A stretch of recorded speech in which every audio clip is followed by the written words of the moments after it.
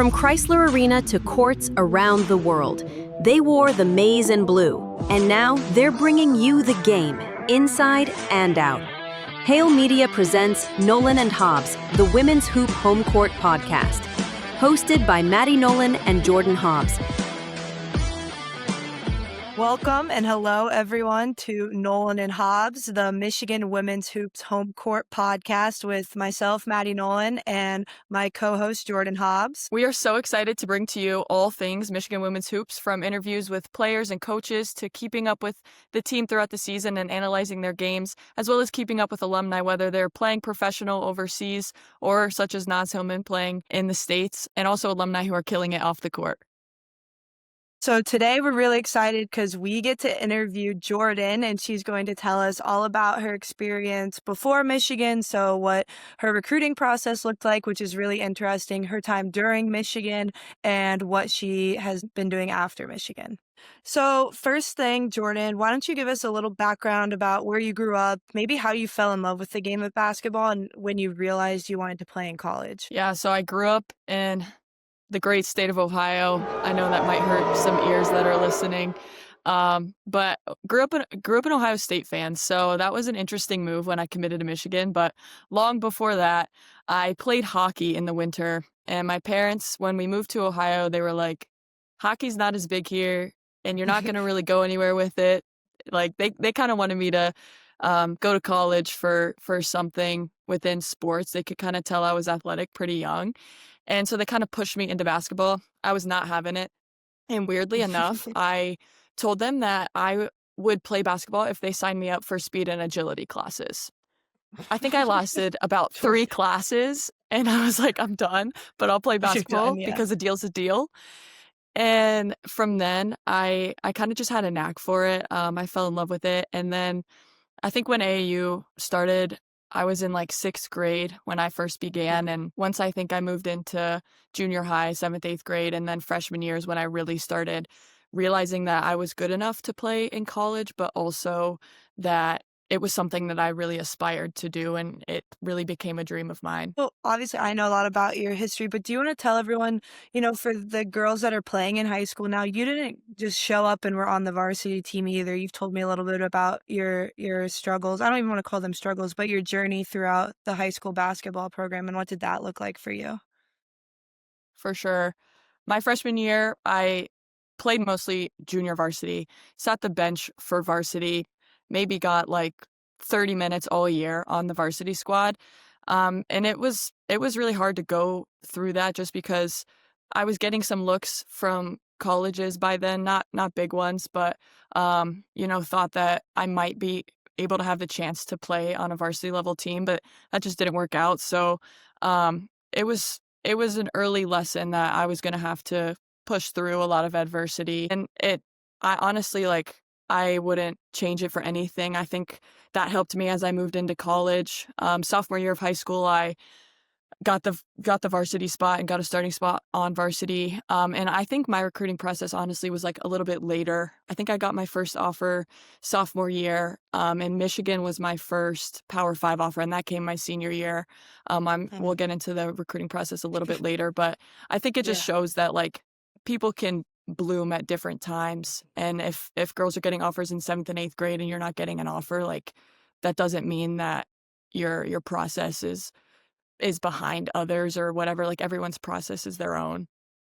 Yeah, 100%. And then going into, the recruiting process, you talked a little bit about it, but just maybe for those who don't know, what did it look like for you? How did AAU kind of help you get to that? And then obviously the crazy story of how you ended up at Michigan. Definitely a crazy story. Excited to talk about that. But yeah, AAU was definitely the biggest thing that helped me with recruiting. I was on a really high level AAU team, was not the best player on the team. And I think that's something that people need to hear. You don't have to be the star player. I wasn't even starting on my team in AAU. Yeah. I came off the bench, but I was on a really high level team. So I was getting a lot of exposure. And initially it was a lot of mid-majors that were recruiting me. I committed to Rice University in Houston, Texas, my junior year in October. And I absolutely loved the school. I thought that was the highest level that I would be able to play at the time. And I love the coaches. I loved the campus, and I was really into the high education that Rice provided. And then senior year it was about April. So in the spring, I was about to graduate high school, and the coach left, and she brought like a few of the players with her. Others transferred. So there was 4 players left on the team about. And I was not ready to move halfway across the country to a coach that I didn't know and a team that I Yeah. didn't know. So eventually it came down to Rice and Michigan. Like I mentioned, Michigan was my first Power 5 offer. So I was going through the whole process of like, I need to believe that I'm good enough to even play at a Power 5 level, let alone a Michigan that's like a powerhouse in all sports. And eventually I think my deciding factor was like, it's a lot easier to move down. Like if you want to transfer, Yeah. it's really hard to move up to a Michigan, but it's like, if I really hate it and am not enjoying anything about it, like I can always go back down to like a Rice level. So I was like, you know what, let's try it out. It's only 3 hours from home. It's a great distance. It's a great college. Like I get the entire college experience with football and Yeah. just a bigger school. So ultimately decided to go to Michigan, and I can say now that there's no other decision I could have made. And we're so glad that you decided to come to Michigan. Just a crazy story. But you know, you always end up where you're supposed to be, and I think we can see that all throughout your recruiting process. All right, so let's Definitely. fast forward a little bit. You decide to go to Michigan, right? You come in, we're fresh off a Sweet 16 run, and it was in the bubble. So your senior year was during COVID, which is hard enough, but now you're coming in. Things are getting a little bit back to normal. I don't think we had to wear masks in practice anymore, thank goodness. No, we didn't. But you come in to a team that returns a decent amount of their core from a Sweet 16 the year before. How do you approach that mentally, physically? What was your thought process going in? And then maybe some stories of your first couple practices that summer. Yeah. Believe it or not, I was really anxious. And I say that because the first week that I was at Michigan, I went up to Maddie, who is at this time like one of the best shooters in the country, the best shooter on Michigan's team by far. And I'm like, I bet I could beat you in a 3-point competition as a freshman who just committed to Michigan. Like, what was I thinking? I don't know. And she kind of just looked at me sideways, like, what are you talking about? Don't come up to me with that type of energy. And luckily, she looked past that and was just like a great teammate and great leader, and took me under her wing that summer, and we hung out all the time. So with that being said, I was really anxious and really nervous. Every practice, my heart would be racing. I mean, like I literally had so much anxiety. I would have stomach issues in practice. Like it was tough. You know, you have the Wait, mindset that you're quick gonna. side story. Jordan. The stomach issue, well, 2 things. First of all, when Jordan came up to me and said that, I looked at her crazy and said that she was a better shooter than me. And then I said to her, what percentage did you shoot in high school? And your line's a lot closer than ours. So I didn't take it laying down. I'm a very competitive person. But the other thing is I remember, so we split up into stations sometimes during practice, and you're usually separated by position groups. So I had Jordan and Layla, and I think Leah Brown. I can't remember who the 4th person was in our group. And so I was the upperclassman of the group. It was kind of my job to make sure we were doing what we were supposed to be doing. And I remember Jordan is just like hobbled over, leaning over, and I thought she was tired because our practices are hard. And I was like, get up, because she's out on her hands are on her knees. She's like breathing really hard. I was like, oh, we're gonna have to run, like we're about to get yelled at. Jordan, like, come on, let's go. And then I remember she had to like run into the locker room at one point during the practice, and I was like, oh no, I don't know about this girl. If she's gonna make it. She's out during practice 1. But come to find out, Jordan was really nervous, and I told her earlier today how bad I felt during that time because I had no idea. But just to fit the, like, you were so anxious that your stomach physically hurt, I remember. Yeah. I mean, you're going from like a mindset of you're playing at the mid-major level and you're probably going to be one of the better players on that team, to Mhm. Michigan, who is returning like 4 of their 5 starters who just went to the Sweet 16.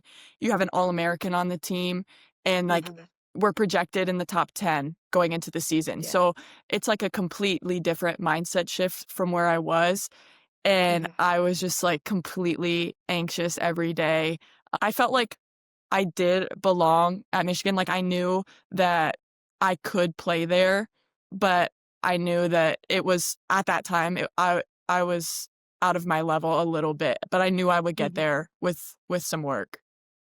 Yeah. And so when you're coming in, are you hoping maybe you're going to play? Or you're like, all right, this year I'm just going to take my role and be a good teammate and learn and get better? Like, I guess for that, what did that look like for you as well?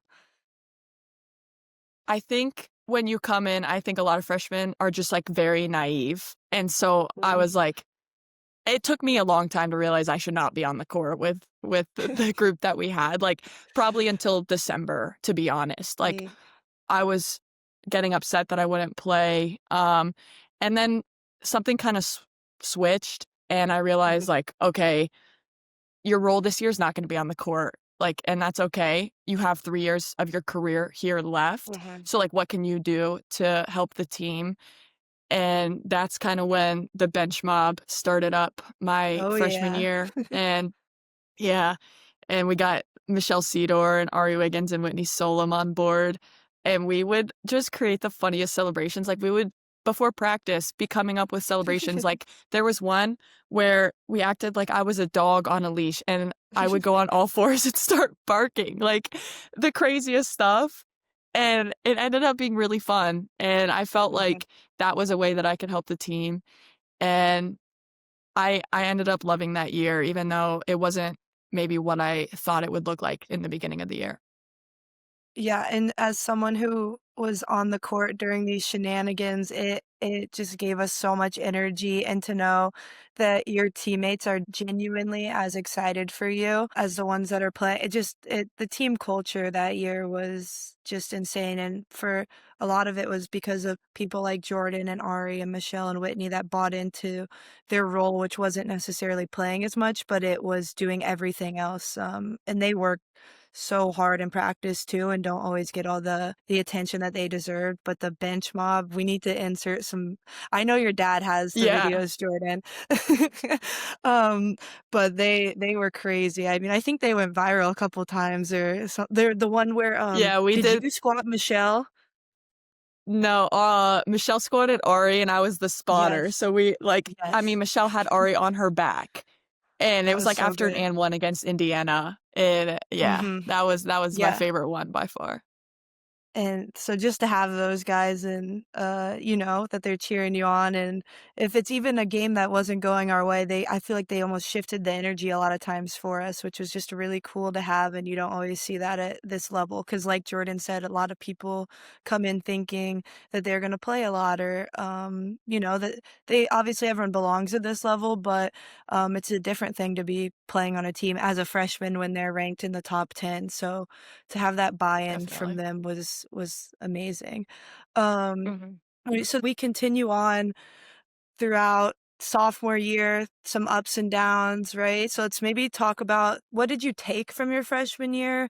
What did you learn? How did that help you going into sophomore year? Did you feel more ready mentally? What did your maybe off season a little bit look like? Like, how did you mentally and physically prepare to, you've been in college for a year, you've played on a top 10 team, you played against those girls in practice every day. How do you prepare to take the jump? Because now you're like, all right, I'm a sophomore, like it's time to have a bigger role, right?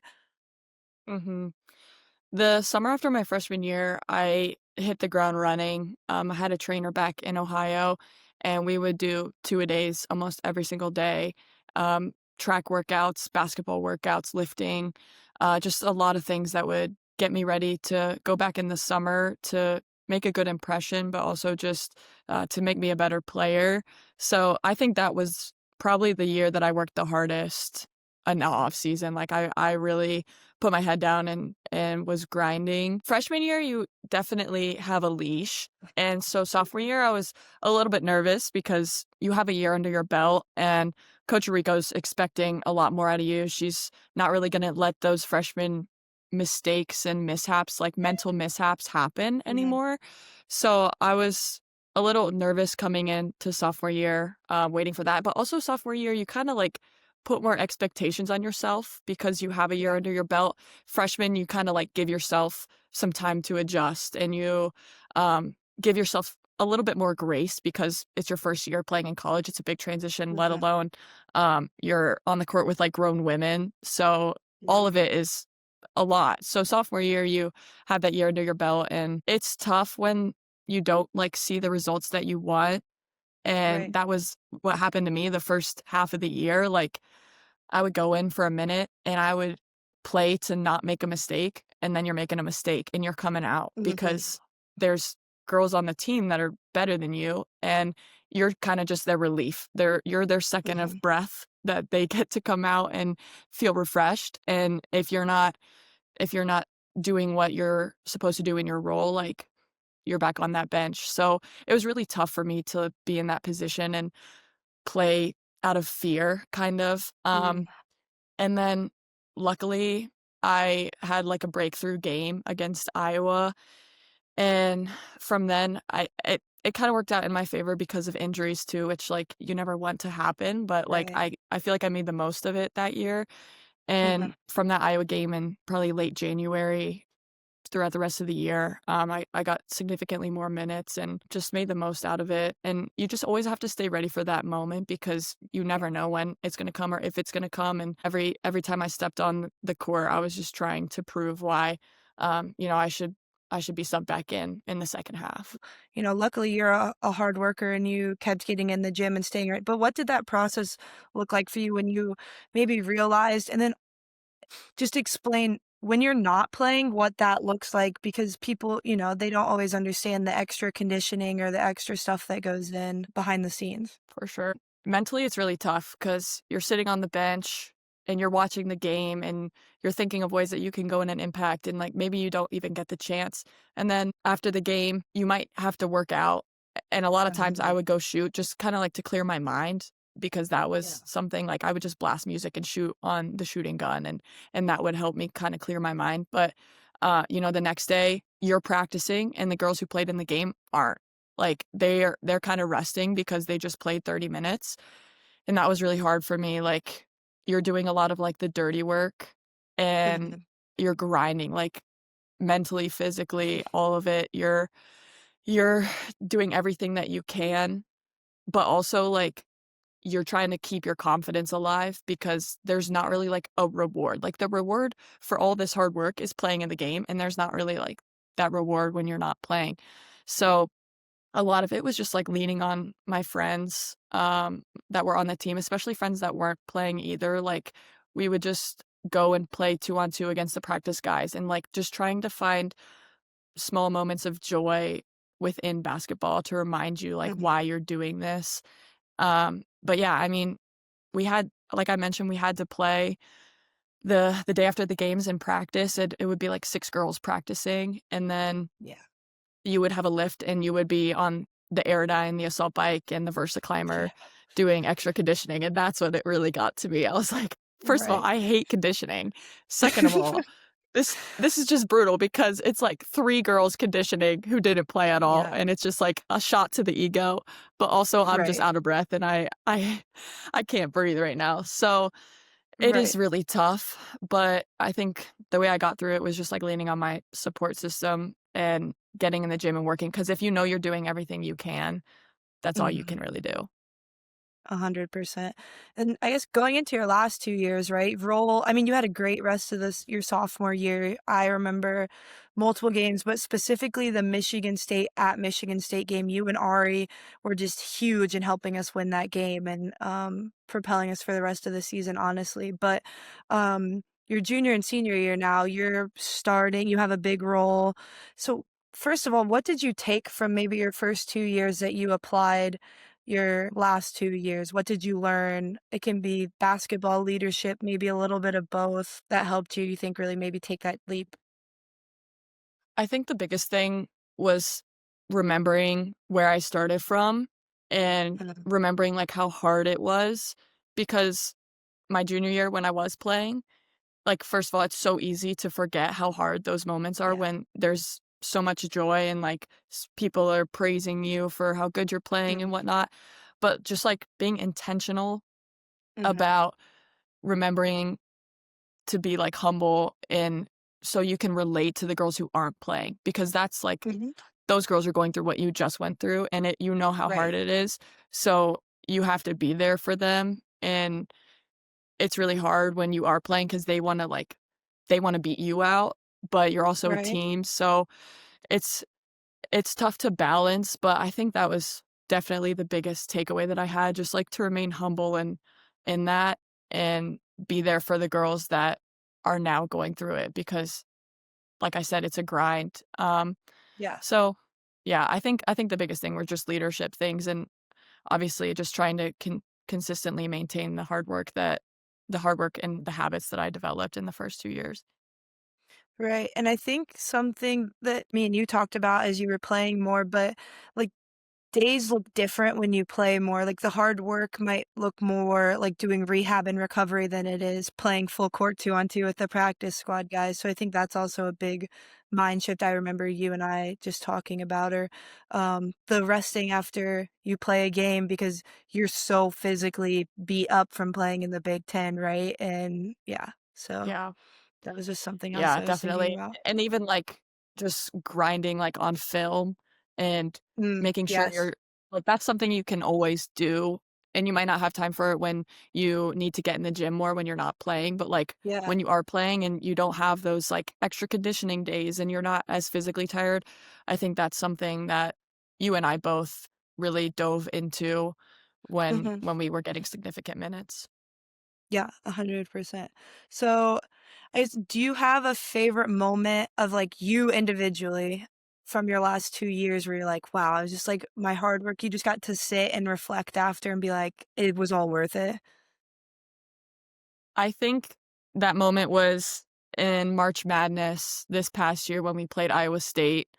Okay. Um, it felt like just like everything was clicking for me personally. We were down like 10 in the third quarter and came back to win. I had a career high that night, but it just was like a moment that I was like, wow, all of the hard work, all of, like, the literal tears from my first 2 Yeah. years to the tears of, like, being a leader and coach expecting a Mhm. lot out of you, and that's, like, a totally different type of hard, but, Right. like, that moment after the game, coach there was a video that they put out where she was just like, "That's why I coach," and she pointed to me, and I think that Mhm. specific moment was like, "Oh my gosh, like, this is why I played for you, and this is why Right. I care so much about Michigan, and this is why I put the jersey on every Mhm. day to like, literally put my blood, sweat, and tears into this game and this university." Right. I remember I was so happy. I was at that game, because it was at Notre Dame, and I was so excited for you, and I remember watching your parents in the stands, and, for those who don't know, Jordan, like she said, lived, like moved 3 hours from home. Well, then her parents moved to Colorado, but they would still be at all the big time games, and they're just great people to be around, so it was pretty cool just to watch it with them and see all your, because I was there in the early years, so I saw all the Yeah. the other tiers, but yeah, maybe talk a little bit about too the different expectations that go in from the challenges of your first 2 years to maybe the challenges of your last 2 years. I feel like I touched a lot on why the first 2 years were so tough and frustrating, so I guess I'll touch more on the last 2. Yeah. Once you become an upperclassman at Michigan, and it's honestly rare nowadays that a girl or any athlete is out of school for 4 years. So if you're at Mhm. Michigan for 3 to 4 years, coach automatically kind of like throws you into a leadership role. And she obviously has to trust you. She has to see these qualities from you. Um, but I think especially my senior year, she knew that Greta and I were going to be the leaders. I mean, we only had 4 girls returning, and Greta and I were the 2 seniors coming back. So it was kind of evident that like you two are going to lead this team. You're going to rebuild this culture that we had my freshman and sophomore year with Maddie there, and like we're relying on you guys to do it. So it was tough, and no one really talks about how hard senior year is. Like you have this huge life event coming up where you're graduating, Right. and you don't have the security in the blanket of undergrad where like everyone that you love is within a 10-minute walk, and all you have to Right. worry about is an exam and practice. Like it's so nice. Like it's literally It is. security and like so much comfortability. And so I think senior year was tough for me because I was like looking towards the future, and I was always worried about what's my life going to be like after basketball. And at the time I didn't want to play overseas. I didn't want to play overseas Right. until after our last game. So I was like, I need to find a job. And being in the business school at Michigan, everybody pretty much already has their job from their internships. They got an offer to come back. And so I feel like I'm the only person in Ross that doesn't have a plan. So I'm juggling that as well as trying to connect with 8 new girls that are on our team, and also just trying to make sure that they know what's going on the court, and making sure that they're comfortable off the court in a new environment.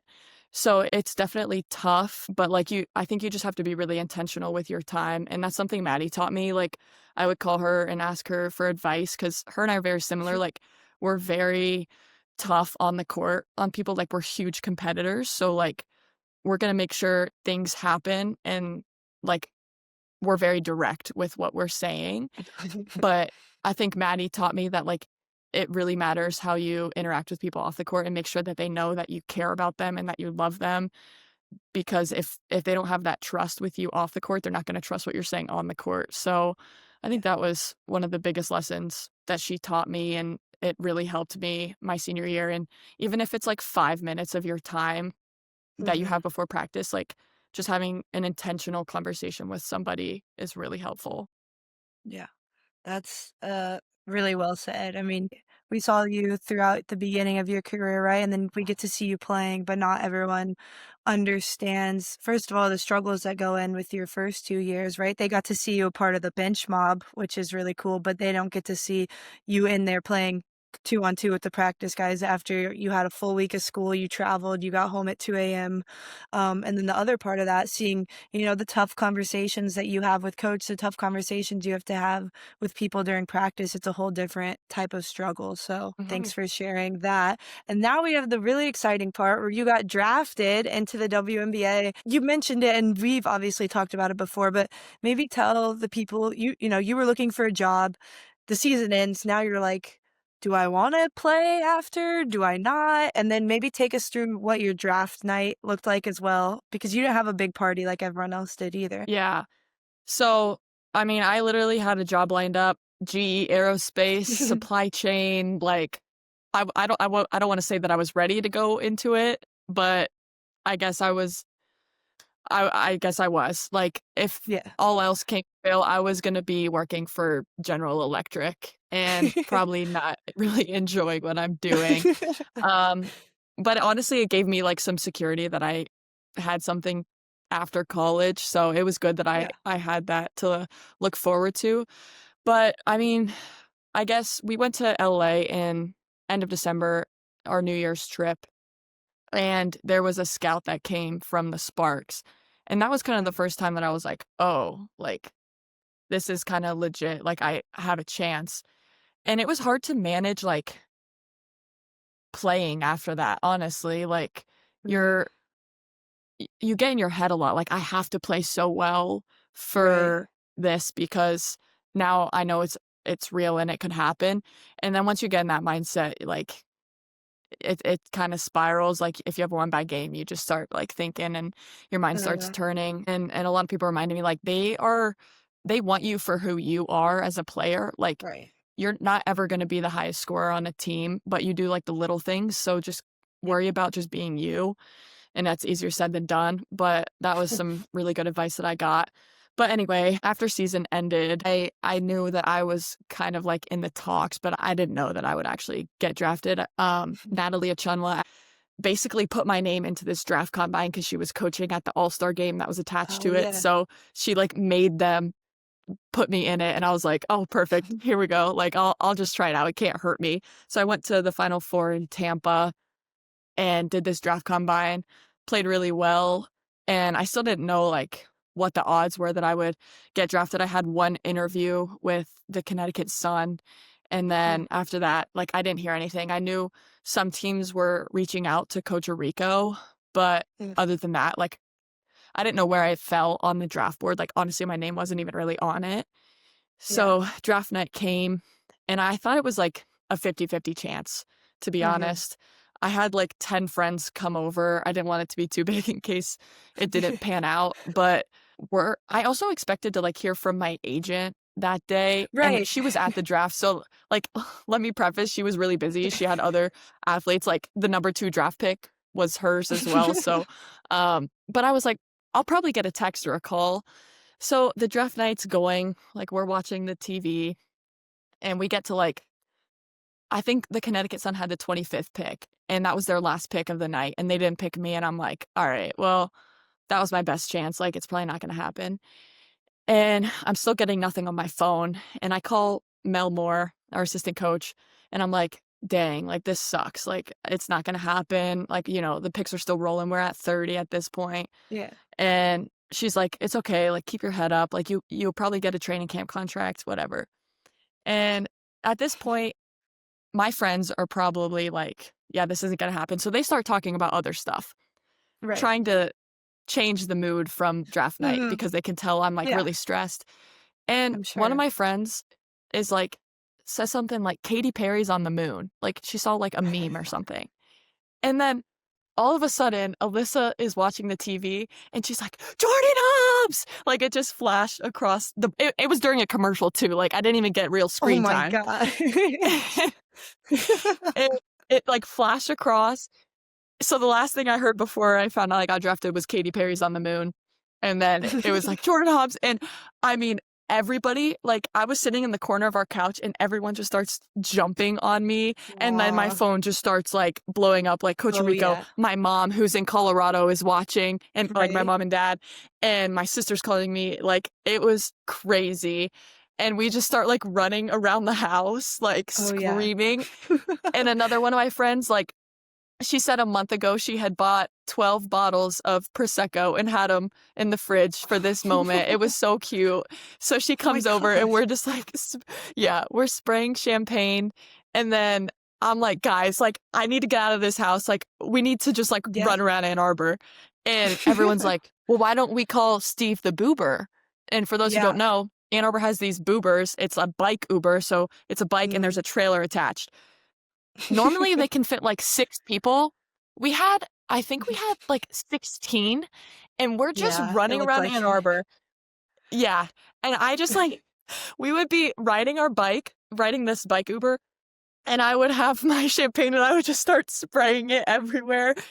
And it was the best moment I think that moment as well. You asked earlier, like, what was a moment in your college career that like made everything worth it? That was crazy. I could have never expected that. So it's a great memory to look back on. Yeah, I'm sure. I mean, I remember watching the draft with my parents, and we were like, oh, Jordan! And I'm sure, like you said, everyone texts you right away, right? You probably couldn't respond for like 3 to 4 days, but just the excitement. And then talk about, so you get drafted, right? Does your agent eventually call? What are the next steps after being drafted into the WNBA, right? So, yeah, I got some texts from like their GM and their head coach, Seattle's, and called them that night. Just a quick phone call. And then my agent texted me. She was just like, enjoy this night. Like, we'll talk soon about next steps. Okay. That's cool. It worked out perfectly because I didn't really have any final exams. Like, last semester of your senior year, you're kind of chilling if you do it right. And I luckily did. But a week later, I was on a plane heading out to Seattle. Like, I got drafted on a Monday, and on Saturday, I believe, I left and got to Seattle on Monday, and you just kind of hit the ground running. Like, you're doing workouts and training camp's not for like another week at that point. So you're kind of just getting acclimated to Seattle and doing some individual workouts with their coaches. And how was training? I mean, you're on a team with Skylar Diggins, Nneka Abumake, just to name a few, like legends in the WNBA Yeah. that you grew up watching, right? It's a little different than going into college. These are real, like they've been in the league, like they're the best of the best. Like, how do you approach that, and how did that kind of go for you? Well, I definitely wasn't gonna challenge them to a shooting competition. You've learned from that your first week at I Michigan. Yeah, I was like, I'm not making that mistake again. But yeah, I mean, you walk into the gym and there's these women that you've grown up idolizing, and Right. you're like supposedly on the same level as them now, which is crazy. Um, but it was just really cool to learn from them. And they were all so humble. Like, you would never believe that they were all-stars in the WNBA just by how they acted, and how they kind of took all the rookies under their wing. Um, Yeah. Luckily, I have grown up a little, so the stomach pain didn't exist in training camp. I'm Um, glad to I hear. think it was more like yeah, same. I think it was more like mentally challenging, like Yeah. trying to adjust to the pace of the WNBA and the new style. Um, Michigan is like a little, I mean, you have 4 years to adjust to Michigan, but it's also like Yeah. a little bit more like rigid. Um, Mhm. and the WNBA is a little bit more free flowing. So just like learning Right. how to play off of these vets and your new Yeah. teammates is tough. But it helped me grow a lot and be ready for overseas play, and I definitely loved it, and hopefully will return. Yeah. That we would love to see you in the and hopefully with the new Hopefully. expansion teams, right? That would be really cool. Yeah. Yeah. Oh, did you have I wanted to ask this earlier and I forgot. A welcome to Michigan, like a welcome to college moment, and then a welcome to the WNBA moment?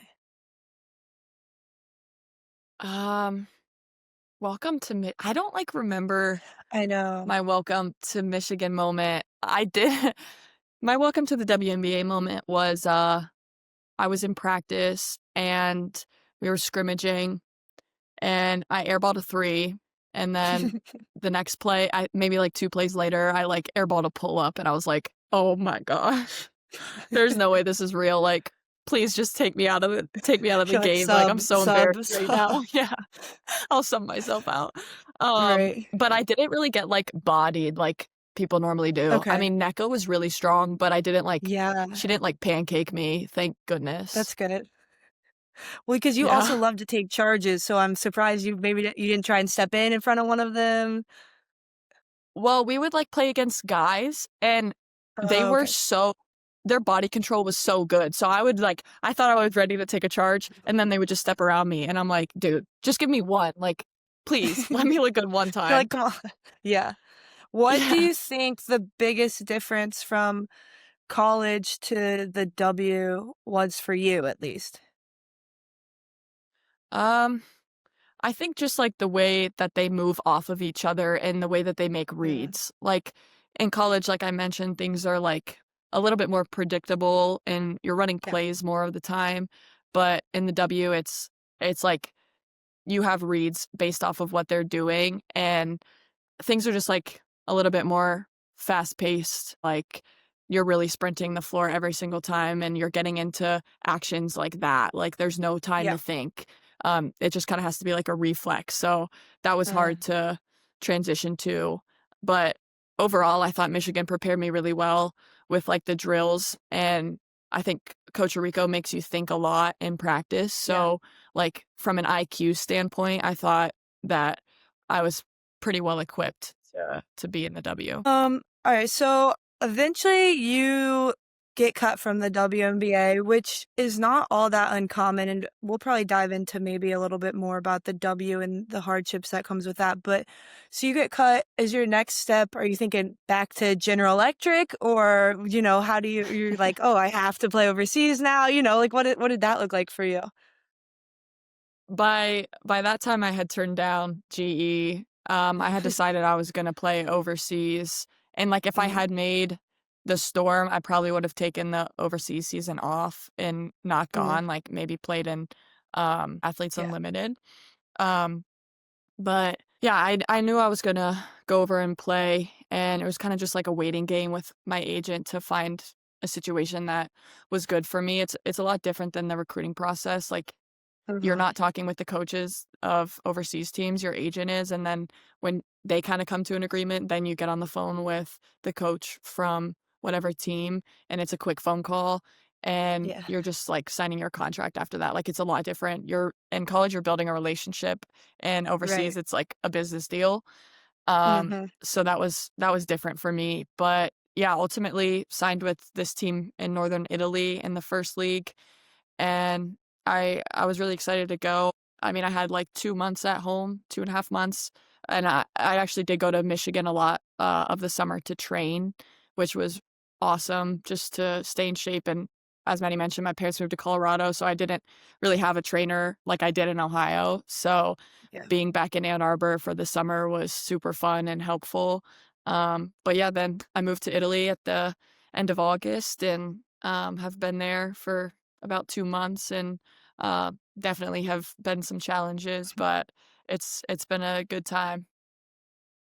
Yeah, so I mean, everyone's experience is different. We'll get into it's pretty cool. Michigan women's basketball has quite a few players playing in Europe, playing in the W, as we've talked about a little bit. But for you, Jordan, what did that maybe the first 2 weeks look like? You know, you got over there and boom, you're kind of expected to be ready to go, right? Yeah, I literally landed at 11 a.m. and we had practice at 5, and I was practicing that day that I landed. I Oh my was like, "Wait, God. what?" I forgot Yeah, about that. so yeah, you're kind of expected to hit the ground running. Um, Mhm. I mean, it was tough. Like, it's still an adjustment from college in a basketball sense. Like, oh, playing in Europe is completely different than American basketball. Yeah. So, um, yeah, it's tough to adjust to that. I feel like I'm still adjusting and trying to find my way. And there's days I'm like, oh my gosh, like I haven't felt like I am this bad at basketball in a really long time. And then there's other days Yeah. that you kind of get in a flow, and it just ebbs and flows. But um I think the hardest part is just, like, being away from your support system and all Uh-huh. the people that you love. And the first 2 weeks were tough. Like, my birthday was in those first 2 weeks, and my whole I family was know. together at our lake house, and I was, like, literally just in tears because I just wanted to be around them. And you're going through this big change, and, like, if you're struggling on the court, you want to talk to your support system, and like, I have an 8-hour time change from my parents, so I can't talk to them until Right. 3 o'clock in the afternoon. And Yeah. so it's just, like, things that you don't really realize when you sign the contract, how hard it's gonna be, and then you get there and you realize, like, "Oh, this is another thing that's, like, that I'm struggling with, Yeah. and this is another obstacle that I have to go through." So I know you can relate to a lot of that. So Mhm. Yeah, and I think you touched on, like, the security blanket of first of all, just having your friends and family around, but I think something that not everyone realizes, when you go overseas, like, the grocery stores are different, you know, going out to eat looks yeah. different. You might not have the comfort of your favorite food and drinks that you're used to, right? And it's a really cool and great experience. Like, I get to eat croissants that are really good whenever I want. So but sometimes you just really want something that feels like home, and so I think that's another Yeah, struggle. the first time I saw an Aldi, and I know that's a European brand, but I was like, "Oh my gosh, I feel like I'm home," because I just, like, recognized something familiar, and it felt Right. so good. Like, and I still do that every time I recognize a brand that Mhm. I love at home. I'm like, "Ah, this, like, feels so familiar Yeah. and comforting." For me, that's hearing English because a lot of people here well, everyone here speaks French, obviously, and I So remember a true. couple weeks ago, we were on a road trip, and there were these people speaking like, they were clearly Americans, and I was like, "Americans! Like, hey, guys," because I hadn't seen anyone in so long, um, and you're so used to That's just so hearing real. French, and you don't understand it. I don't understand it, but take us Yeah. through, Jordan, what a normal day looks like. I mean, we've talked about the struggles of keeping ourselves busy to an extent, right? But maybe even playing pro, like it's so different than collegiate athletics. What does a day Yeah. or maybe like couple of days? Because I know every day's a little bit different. But just quickly, if you want to share. Yeah. So like every other day, one day we'll have one practice, the next day we'll have two. So the days that I have two, it's like 10 to 12 in the morning, and that's kind of like a skills workout. And like plyometrics with our strength coach and then lifting. And then we'll go home and then we'll have like film at 5 and practice from 5:30 to 7:30. So those days are like a little bit easier just because you have more going on. And I've never taken so many naps. Like since high school, I guess, like I just take naps all the time because I have the time. Right. But then those other days where we're practicing once, it'll be at like 2:30. And those days I like really try to get in the gym in the morning. I think that has helped me a lot with like confidence and just like having fun. Like I mentioned, it's been a struggle overseas to like fit in on the Mhm. team and find my role and all these things. So just like being able to get in the gym and get my shots up and get my touchdown around the rim has been really helpful. And it's also just another thing to do. Like I have so Yeah. much time, so I'm like, I might as well go and get some more reps. And then I'll come home and then we have practice at like 2:30. And I've also never cooked so much in my life because in college we got fed, so that takes up more Right. time. And I'm thankful for it because it's It's something to good. Yeah. do. And I'm getting ready, not actually ready, but like one day I'll become a mom and uh I'll need to know how to cook. So that's that's good. I'm getting But yeah, ready. I know I'm not getting ready, but one day. Um Yes. so yeah, there's a lot of things that are really hard, but huge adjustments from college. Like you don't have your rehab like you did in college. I Yeah. haven't stepped in an ice bath since June. Yeah. Um, so there's just a lot that you have to get used to. You really humble yourself Mhm. when you go overseas. Definitely, especially, like, the cultural differences. Jordan and I have talked about how, like, sometimes just in the middle of the day, like, stores will be closed, and so you're trying to go get some groceries or, like, pick up something, and it's just closed because 'cause they're eating lunch, but it's like a smaller business, so they don't stay open all day like we're Yeah. used to in America. And then it's you play 1 game a week right now, right? Yeah. And you're in the top league in Italy. So why don't you tell people, like, what's your town called? What's your team called? What your record is, how you've personally been playing? Uh, our town is called San Martino di Lupari, Heck yeah. and our team is Lupe, I guess. Like, I don't know, if you Mhm. just look up San Martino di Lupari women's basketball, it'll come up. Um, and we're 1-3, not great to start the It's year. okay. We're kind of You're in the figuring top ourselves league. out still. Yeah, like, I mean, to give some context, like, we're playing one of the teams has, like, 3 WNBA players on it, like Jessica Shepard, Yeah. who, was with the Lynx last year, and, yeah, so there's definitely some good talent in the league, but personally, like, haven't been playing my best. I still have a lot of hope because 'cause we're only 4 games in, so I'm kinda just trying to give myself some grace and some time. So, hopefully this break I'm home right now for my sister's wedding, hopefully I can come back refreshed and, feeling ready to hit the ground running again. But yeah, it's been a great time, especially outside of basketball. I feel like I've explored a lot of Italy, and it's been super fun. Follow along on my social media for my vlogs if you haven't yet, but Yeah, shameless tell them the plug. username. Tell them the username, Oh, Jay. yeah. I don't I don't even know my TikTok username. It's like j.hobbs with 3 S's or something.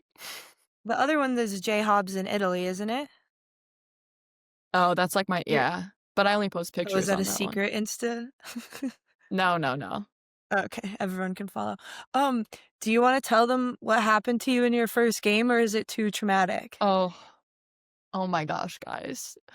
In college, let me preface, I didn't sit out a single game. So by the grace of God, was injury free, Mhm. other than some minor things. Right. We play this team called Skio, and this is the team with the WNBA players, and, like, these are grown women, like, multiple girls are 6'4" and above and, like, jacked, like, I'm like, "Oh Yeah. my gosh, I'm scared right now." So, 6 minutes into the game, we're already down, like, 11-0. I'm like, "Oh my gosh." And our coach has been, like, hammering us on boxing out, so I'm like, "Alright, I'm gonna be boxing out this game because these girls are massive." So I'm Right. boxing out, and I fall on the ground, and so I'm sitting like this, and this is, like, my torso, and a girl jumps up and, like, topples over me. This is my head, and it just goes, and I mean, like, my neck, like, touches I don't even know. It like, and then she gets off me and my head goes back and hits the ground. So it hurt a lot. And I am on the floor and they're like asking me what happened. And I think they're just trying to make sure I'm okay. I'm like, okay, I can move my hands and my feet. Nothing like that serious has happened. And all of a sudden, they're putting my neck in a brace, and I'm like, what's going on? Guys, I'm fine. And then they're like, all right, we're gonna put you on a stretcher. I'm like, what? And so I get on a stretcher. Like, I mean, literally, maybe people have seen this before, maybe not, but like the whole gym stops. Like, I'm on a stretcher. I'm getting wheeled out. I'm like, this is a little unnecessary, but here we go. And then I go to the hospital. And I ended up having whiplash, so I was out for like 2 weeks. Honestly, like still kind of feel like a little bit of pain in my neck, but it's nothing serious. Luckily, it was just whiplash, but that was interesting to deal with after you're not around any of your family. I texted my mom. I was like, Yeah. hey, so like I got injured in the game. They think I have whiplash. I'm on a stretcher, but it's like unnecessary. And she's like, okay. And then I FaceTime her and she's like, oh, that's good. I laugh because you're okay, but also just like I remember you were posting stuff and I FaceTimed you and I was like, oh my God, like out of all the people, and you're in Italy, it's your first game, like just so unfortunate. And the stretcher, it was all a lot and I felt so bad, but we're very glad that you're okay. But I just thought everyone would really appreciate to know. So it's like that was a welcome to Italy moment. Facts. That's so true. That is my new welcome to the pros. Yeah. Um, and then just to wrap up, do you want to tell, like, you've been able to go on so many adventures. I think it's a big, the opportunity to play basketball overseas is um great, but a big part of I know why you and I wanted to come over here in addition to playing basketball was the ability to explore places we may not have been able to before. So, I mean, I was lucky enough to be able to visit Jordan, so it was really fun. But she's 45 minutes from Venice, couple-hour drive from the Dolomites. If you don't know what the Dolomites are, you need to look them up. They're maybe the most beautiful mountain range. But Jordan has gotten to do quite a lot. So if you want to tell, I mean, your favorite thing that you've done, and then some of the other stuff, what you have planned, any of that you feel you want to share? Yeah, I feel like I'm really trying to take advantage. I feel like Maddie's doing the same, but just trying to take advantage of our time over in Europe. I feel like every off day I'm like trying to do something, and that's kind of how I reset too, like just being in nature and doing like physical activities. Like I love hiking, so that's like a reset for me, even if it's like a physical activity. So yeah, I've been to the Dolomites 3 times, slept in my van twice that the club provided. We're balling on a budget in Europe, so it's been fun to do that. Yeah, I've been to Venice. My favorite one though, our team just played close to the Amalfi Coast, and me and one of my teammates, her name is Ray, we get off the train and we're like, should we stay? And we were like, yeah. And so we looked at Airbnb. There was like an Airbnb for 80 euros. Mind you, we had no clothes necessary for this trip, just our basketball stuff. So we were like, you know what? It's fine. We're just going to rock with it. And so we stay in the city called Salerno. The next morning, take a ferry to the Amalfi Coast, and we did a hike, met some cool people on the hike, and ended up in Positano, and then took the ferry back. So just like things like that I get to do are incredible, and I can just like do it on a whim, which is even better. Yeah, I mean, you don't have to plan a 2-week vacation or pay $1,000 for flights, right? Yeah, your team paid for your train to go down there, and you just had to buy the Airbnb and the ferry pass, right? It's pretty remarkable. Yeah. Awesome. Thank you guys so much for tuning into our first episode of the Nolan and Hobbs show. We had so much fun getting to tell Jordan's story. Make sure you guys stay tuned next week for my story, and follow at Hail Media Group on all social media, and make sure you like, share, and subscribe. If you like this kind of content, please like, share, follow, and subscribe. And as always, go blue.